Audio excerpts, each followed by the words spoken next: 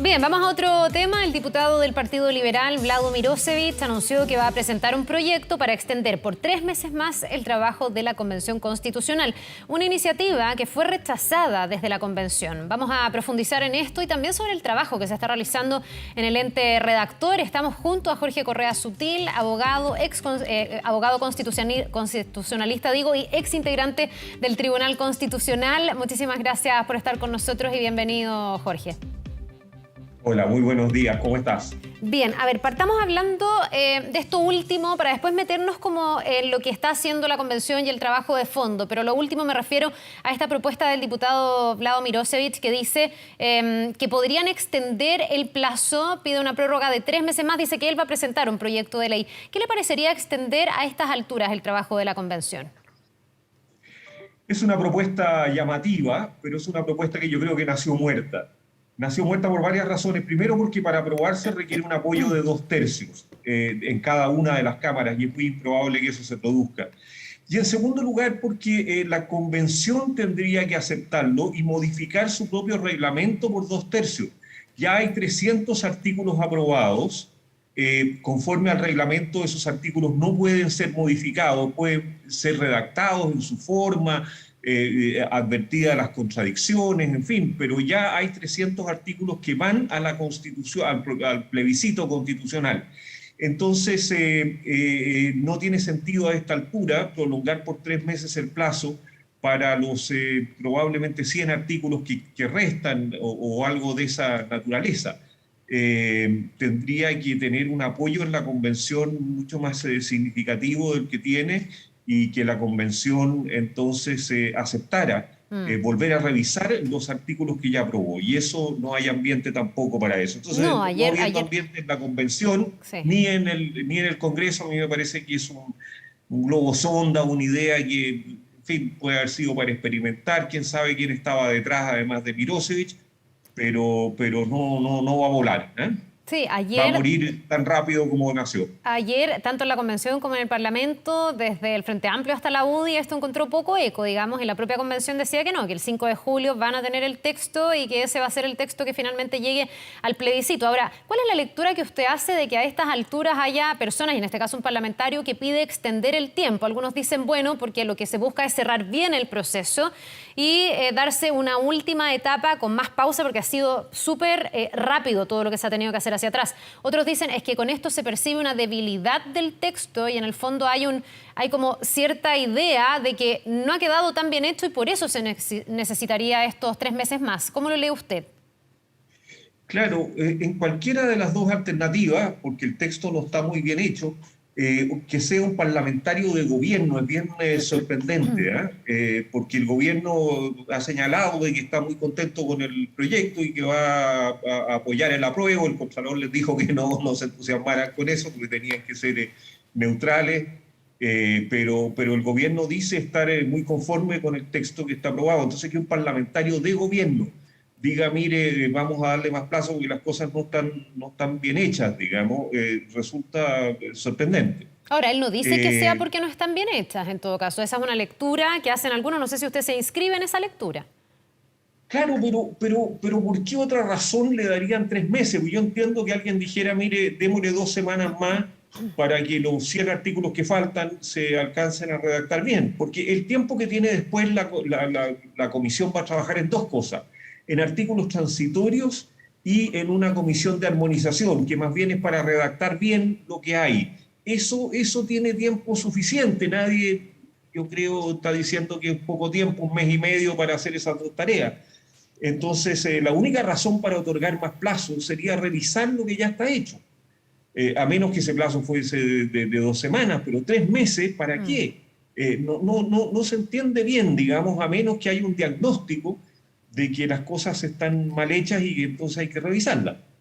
Ya, usted ha ido en el tiempo haciendo sus diagnósticos respecto de lo que se va discutiendo en la convención y ha sido bastante crítico. Estuvo, de hecho, en esta carta que enviaron 300 abogados, entre ellos usted, que después fue retrucada por otros 500 abogados que decían que también era por Chile y que también pensaban en el país, diciendo que en el fondo ellos sí veían que había un buen trabajo en la convención y que ustedes en esa carta habían puesto algunos argumentos vagos que no se entendían del todo. ¿Por qué usted ha sido crítico? ¿Qué es lo que en el fondo mira con todavía cierta distancia de lo que está quedando en el texto, que a la larga es lo que más importa, ¿no? De lo que soy más crítico, y en algo ha mejorado, eso es en el régimen político. Si el régimen político no funciona bien, si la política no funciona bien en el país y la política funciona conforme a reglas, los derechos económicos sociales, por ejemplo, la satisfacción de necesidades básicas, no va a funcionar. Va a ser letra muerta. Entonces, a mí me parece que ahí hay un punto muy central. Y en eso soy bastante crítico. Soy muy crítico, por ejemplo, de que se dejen todo el sistema electoral a la ley.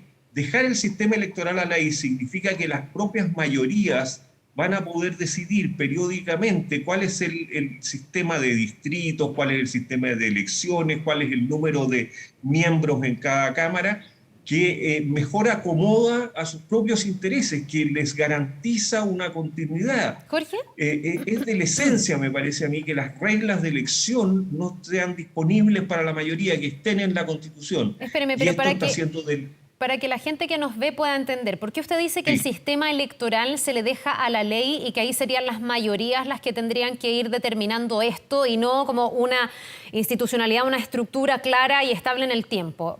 Para la gente que a lo mejor no está tan embuida en lo que se está discutiendo en la convención. Bueno, porque así lo resolvió la Convención. La Convención dijo que el sistema electoral, salvo establecer los mínimos del número de parlamentarios, pero no estableció el número de parlamentarios, estableció el mínimo de número de parlamentarios. Tampoco estableció los distritos electorales en el caso de la Cámara de Diputados. Y tampoco estableció el sistema electoral, salvo decir que tiene que ser proporcional. Y dijo, se le deja a la ley. En esencia, una constitución es un texto que requiere una supramayoría, una mayoría calificada para poder ser reformado. Y por lo tanto, en esas reglas tienen que quedar todas aquellas de las cuales no puede disponer la mayoría porque son las reglas del juego democrático.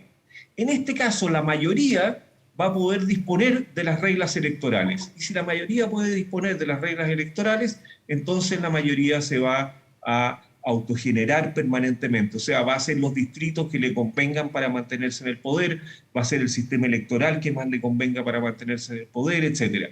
A mí eso me parece extraordinariamente preocupante porque de la esencia de la democracia es que haya alternancia en el poder, o sea, que haya la posibilidad cada 4 años o cada 2 años que sea de modificar y de cambiar a los gobernantes. Y si el Congreso se mantiene en las mismas manos, aunque no sean las mismas personas, en los mismos grupos políticos permanentemente, eso es el augurio de una muy probable crisis. Ya. Me parece que el Poder Judicial está quedando muy mal también. Espéreme, antes de pasar al Poder Judicial o a este Sí. sistema o sistemas de justicia, Sí. quisiera seguir con esto del sistema político, que al final muchos dicen es el corazón, porque tiene que ver con cómo se reparte el poder, que es a lo que usted está haciendo alusión. Aquí se ha hablado de este bicameralismo atenuado, pero yo he leído columnas suyas donde usted dice que es un unicameralismo disfrazado, incluso ha dicho bicameralismo trucho.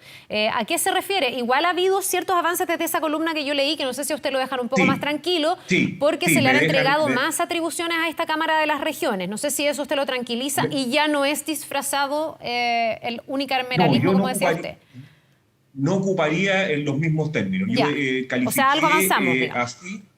Sí, yo califiqué así al primer proyecto de la comisión, pero la convención lo rechazó. Ya. Hay un segundo proyecto que fue mejor y que la convención volvió a rechazarlo. Y ahora hay, elaborándose en la Comisión de Régimen Político, un tercer proyecto que es aún mejor que aquel. Ahora, todavía sigue siendo un bicameralismo asimétrico, o sea, un Senado o lo que ahora se llama la Cámara de las Regiones, mucho más débil que la Cámara de Diputados. Y yo sigo pensando que ese es un mal sistema, que el Senado ha atemperado las leyes, que le ha puesto mucho mayor reflexividad. No me gusta que el Senado tenga un sistema de elección de 4 años, porque los senadores duraban 8, porque eso va a significar que la Cámara de Regiones o el ex Senado no va a tener la templanza, diría yo, la mirada más serena que ha tenido en la historia de Chile y que tienen todos los países del mundo. Los sistemas presidenciales con unicameralismo no funcionan, y el bicameralismo atenuado, o sea, con cámaras con distintos roles, funciona bien en los sistemas parlamentarios, pero no en los sistemas presidenciales. Estamos haciendo un experimento que al menos no sabemos si va a funcionar o no va a funcionar, porque no ha funcionado en ninguna parte del mundo, ni nunca en la historia de Chile. Entonces yo no entiendo en verdad para qué estamos experimentando con una cuestión que es probable, a mi juicio no va a funcionar, pero nadie puede decir, mire, no, si yo sé que va a funcionar porque funcionó en España, funcionó aquí o funcionó allá. No ha funcionado en ninguna parte del mundo un presidencialismo con un bicameralismo asimétrico. Ya, Nunca. ahora, lo que dicen aquellos que defienden este modelo, que hay que decir, dicho entre medio, digamos, que tampoco deja tan contento a ninguno de los colectivos, porque al final llegamos a este bicameralismo atenuado, después de que muchos querían unicameralidad, eso se discutió, otros querían seguir con un sistema bicameral más o menos como el que tenemos, y se llegó como a este intermedio, donde quienes promueven, que esto sí es más fácil de entender, la eliminación del Senado para reemplazarlo por esta Cámara de las Regiones, dicen o esgrimen como argumentos que le daría más diligencia al trámite parlamentario, que el Senado ha sido una gran piedra de tope, que el Senado es la explicación de que se moderen las grandes reformas o los grandes cambios para Chile. Y esto lo dicen incluso abogados constitucionalistas. ¿Usted se hace eco? ¿Le hacen sentido esos argumentos o no son reales esos argumentos? No, para nada. El Senado fue una piedra de tope a los cambios cuando hubo senadores designados, pero yo no veo ni en la historia de Chile, al Senado perteneció Neruda, perteneció Salvador Allende, perteneció Patricio Aylwin, yo no veo que en el Senado actual o en el Senado histórico, salvo por esos años de senadores designados, el Senado haya sido una piedra de tope. Por el contrario, el hecho de que sean personas de más experiencia, normalmente vienen con una experiencia en la Cámara de Diputados, el hecho de que sea un número menor de ellos y el hecho de que tengan una duración mayor ha significado un aporte muy importante a la serenidad con que deben ser analizadas las leyes. A mí me correspondió ser 5 años subsecretario del Interior, y bueno, mi experiencia es que en el Senado, incluso en aquel Senado con senadores designados, en el Senado había un examen de los proyectos de ley mucho más acucioso, un examen mucho más detallado, donde uno era interrogado como representante del Ejecutivo mucho más a fondo que en la Cámara de Diputados. O sea, para usted legisla mejor el Senado que la Cámara de Diputados, si lo entiendo bien. Bueno, Históricamente, hasta ahora. La Cámara de Diputados tiene la premura política y tiene la inmediatez del contacto más cercano con las necesidades de la gente, y por lo tanto, yo diría, representa una cuestión distinta, hace iniciativas que dan cuenta de un problema serio que se está viviendo en el país, pero no necesariamente lo hacen bien. Y típicamente el Senado como Cámara Revisora, yo creo que debiera quedar siempre solo como Cámara Revisora, en eso está bien el proyecto actual, el Senado al revisar eso hace bien aquello que la Cámara levanta como un problema que de otro modo a lo mejor el Senado no levantaría porque no tiene la cercanía con la población. Entonces yo creo que funciona bien la idea del bicameralismo, había que ajustarle algunas cosas, pero no me gusta que hayan leyes, y las va a haber, que no pasen por el Senado. Ya, bueno, eso ya está determinado. Vamos a ver finalmente... Cada vez menos leyes no van a pasar por el Senado, Sí. pero hay muchas que no van a pasar por el Senado. Ya, o esta Cámara Territorial, porque el Senado propiamente tal ya no existe. Correcto. O sea, eso ya está dentro de la nueva conformación y la nueva estructura de poder que ya está en el borrador, más allá de que faltan algunas cosas, por ejemplo, las atribuciones. Pero el Senado propiamente tal, como lo conocemos, ya es una decisión tomada que se eliminaría. Así es. Le quería preguntar Va a cambiar el nombre. Le quería preguntar por sus reparos al sistema de justicia. justicia, que usted decía, también es algo que le preocupa. ¿Qué es básicamente lo que le preocupa de cómo va el trabajo a esta hora? No me gustan dos cosas. La primera es que se llame sistema de justicia y no poder judicial. Creo que es una capitis diminutio, innecesaria, torpe, diría yo. ¿Para ¿Pero es un qué? cambio de nombre ¿Ah? nomás o tiene alguna implicancia que a usted le No, preocupa? si tiene una implicancia importante, porque ahora el que evalúa a los jueces, el que los revisa periódicamente, el que los remueve y el que los asciende y el que los nombra, no es un órgano judicial, es un mixto de jueces elegidos, que va a significar la politización de la justicia, no me cabe ninguna duda, y de agentes políticos designados por el Congreso Nacional, que se llama Consejo Nacional de la Justicia. Sí. Entonces el Consejo Nacional de la Justicia gobierna el Poder Judicial, cosa que no me preocupa demasiado, pero califica a los jueces, remueve a los jueces, revisa a los jueces, asciende a los jueces y nombra a los jueces. ¿Eso le quita A mí independencia a los jueces, a su por juicio? supuesto, por supuesto, por supuesto.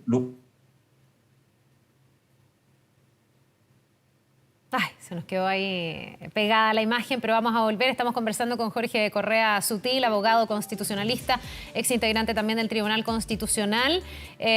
Ahora, respecto del sistema de justicia, cómo la Convención estaría reemplazando el actual Poder Judicial, en los términos que lo conocemos, hacia este sistema de justicia en esta propuesta de texto constitucional. A ver si, Jorge, ahí lo estamos escuchando, puede retomar la idea. Yo le preguntaba si le parecía que esto atentaba contra la independencia de los jueces. Usted me dice que absolutamente. Lo ha hecho ver también en varias de las columnas, programas en los que ha participado, diciendo que este consejo mixto que evaluaría, ascendería, removería y estaría fiscalizando en el fondo la acción o el trabajo, la labor de los jueces, podría significar menos independencia y una politización de la justicia, lo que obviamente pareciera ser bastante preocupante. Hasta ahora sabemos que lo que rige es la independencia del Poder Judicial.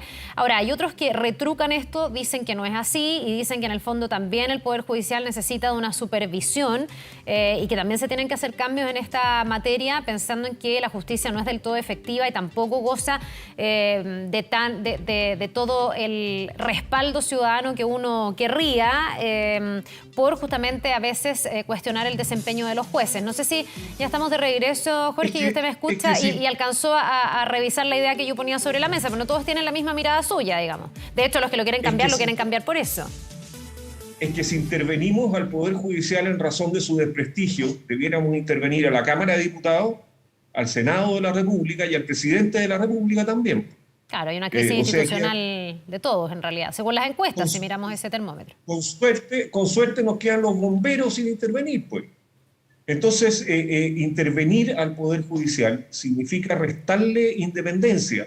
Otra cosa es que el gobierno del Poder Judicial sea sacado de la Corte Suprema. Otra cosa es que las calificaciones sean hechas por comisiones de jueces y no por los plenos de los tribunales. Otra cosa es, en fin, había muchas cosillas que corregir por aquí y por allá. Pero refundar el Poder Judicial y hacerlo dependiente de un órgano político a mí me parece peligrosísimo para la vigencia de las libertades. Ya, ahora esto también ya pareciera ser un camino sin mucho retorno. Puede haber algunos umbrales de mejora, pero esta ya es una decisión. Y una decisión que también contempla, por ejemplo, distintos tipos de justicia. Ahí mucho también se ha cuestionado el tema indígena. No sé cómo y qué mirada tiene usted al respecto.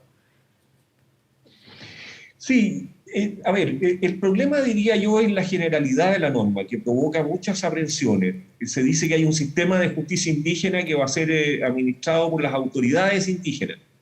Entonces no se trata de jueces nombrados por el Estado dentro de las comunidades, se trata de autoridades, no se define qué autoridades. Tampoco se define en la Constitución qué tipo de justicia puede ser administrada. Entonces, claro, los críticos dicen es que va a administrar la justicia penal. Y entonces van a haber dos criterios para los robos en Chile, uno para los pueblos originarios y otro para el resto de los ciudadanos. Todo eso quedó a la ley. Yo creo que si se hacía una reforma tan significativa como crear una justicia paralela indígena, habría sido prudente, razonable, para evitar las aprensiones, haberle puesto algún contorno a esa justicia. Haber Haberlo dicho, dejado más mire, se acotado. trata... Claro, yo creo que era prudente. A lo mejor esto resulta bien si la ley lo acota, pero puede resultar muy mal también. Ya. Puede resultar, como dicen sus detractores, de que en definitiva signifique que hayan 12 códigos penales en Chile. Ahora, lo que no me gusta tampoco es estas autonomías territoriales, regionales y territoriales, políticas y financieras. Autonomía política significa que una determinada comunidad pueda decir aquí los carabineros de Chile no entran, o la ley no sé cuánto no rige. Eso significa autonomía política en estricto rigor. Entonces estamos creando un monstruo raro que, claro, los defensores de esto dicen, no, no, si no se va a llegar a esos extremos, pero bueno, el texto de la Constitución permite llegar a esos extremos cuando dice que las autonomías territoriales tienen autodeterminación política y financiera. Política significa eso, por lo menos, digamos. Entonces, no sé cómo lo van a cerrar más hacia adelante para que no tengamos un Chile segmentado. Claro, no pueden escindirse del territorio chileno, pero pueden decir, como decía recién, esa determinada ley chilena aquí no rige. Y si eso es así, vamos a tener un territorio segmentado y va a ser imposible tener políticas públicas universales y con eso vamos a tener un Estado menos eficiente, y un Estado menos eficiente significa menos beneficio para las personas, menos salud, menos educación, menos seguridad social, menos todas esas cosas. A mí el territorio segmentado me parece una de las peores figuras que ha hecho esta Carta Fundamental, Ya, este proyecto de Carta Fundamental. esto va en la línea, no sé si usted lo ve así también, de las críticas que ha recibido la idea del Estado plurinacional, entre otros adjetivos también o conceptualizaciones del Estado, social, de derecho, pero plurinacional. Algunos ahí han discutido si es plurinacional o debería ser multicultural. Hay, de hecho, en las encuestas esta pregunta, y en general las personas tienden a pensar más que Chile es un país multicultural que plurinacional. ¿Usted tiene un reparo en ese sentido también? ¿Cuánto se condice con este mismo argumento que usted estaba dando? Le voy a ser franco, no sé lo que es plurinacional.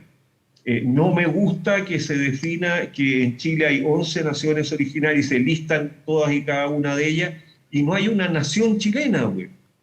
Entonces, bueno, ¿no hay nación chilena ahora? ¿O los chilenos somos los restantes de eso? ¿O todos pertenecen a la nación chilena?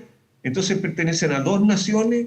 Eso no se aclara, pero en fin, son conceptos muy vagos. A mí no me preocupa tanto que se declare como plurinacional como el hecho de que se declare los territorios como, con autonomía política, porque Ya, creo ahí que ve eso que tiene produce efectos. claro, un efecto práctico Eso más. produce efectos. Jorge, Eso produce efectos. para En cerrar. cambio, sí. Sí, para cerrar, con todas estas críticas que usted tiene, ¿usted ya se decantó por el rechazo? En esta carta que ustedes mandaron, o en este inserto, no hubo pocos, digamos, de los que estuvieron después en la otra carta, o convencionales, o gente en las redes diciendo que eran los abogados del rechazo que habían comprado un inserto en los diarios. ¿Usted ya se decantó por el rechazo? ¿Va a esperar el texto final? ¿Cuál es su postura? Porque si uno lo escucha, es muy crítico. Soy muy crítico, hay otras cosas muy positivas que no hemos mencionado aquí. Voy a esperar al menos al 17 de mayo, donde se cierra todo este proceso. Ya. Podría ser que haya normas contradictorias con las que yo he señalado, en las que falten por aprobar, y entonces se salven esas contradicciones en favor de la tesis más razonable, o que a mí me parece más razonable. Así que no tengo una posición tomada hasta el 17 de mayo. Ahí creo que voy a adoptar la decisión incluso antes del 4 de julio, que es la fecha donde se entrega el texto final, porque creo que el 17 de mayo ya queda fijado un texto y solo se le pueden hacer correcciones de forma. Pero estoy esperando porque todavía podrían aprobarse otras normas. Ya, pues sí, porque hay algunos que ya se han decantado. Hay por ahí un documento de ex figuras de la Concertación, Elia Molina y otros exministros también que ya han decantado su opción por el apruebo. Vamos a ver qué es lo que ocurre cuando el texto esté en definitiva sobre la mesa para poder ver cuáles son las posturas definitivas. Le queremos agradecer. mis amigos Vidal y Nicolás Izaguirre creo que se equivocaron de lleno porque dicen que la constitución que vamos a dejar atrás es una constitución oscura, entre cuatro paredes, en plena dictadura, etcétera, y ellos son firmantes del texto constitucional que nos rige. Entonces, a mí me sorprendió mucho esa carta. Eran No quiero ministros de pelear con Lagos ellos. que puso su firma a esta Constitución.